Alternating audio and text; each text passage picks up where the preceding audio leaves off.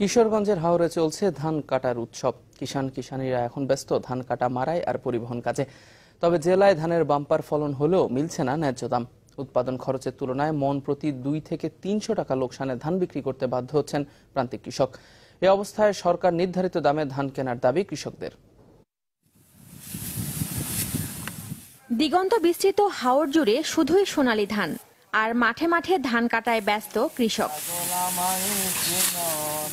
পাশেই চলছে মাড়াই, খেতে খামারে বাড়ির আঙিনায় কিষানীদের সময় কাটে ধান ঘরে তোলার কাজে।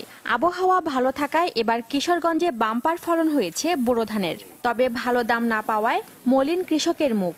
সকাল থেকে কাজ করতেছি, ধানের ফুরি বউ স্বামী ফুট সবাই মিললে একসাথে বিক্রি করতে গেলে আপনার 400 টাকা 500 টাকা নেয় না। এই অবস্থার মধ্যে আমরা বিরাট লসে আছি।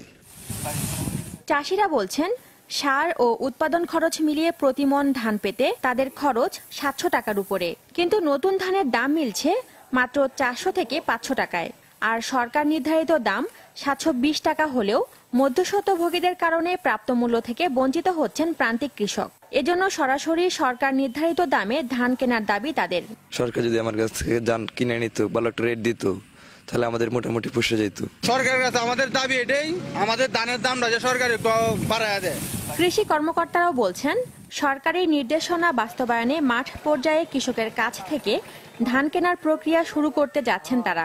কৃষক যেন সরকার নির্ধারিত মূল্যে সরাসরি খাদ্য গুদামে তার উৎপাদিত পণ্য বিক্রি করতে পারে। আমরা এই ব্যাপারে সরকার এবং সকলে সচেষ্ট আছি।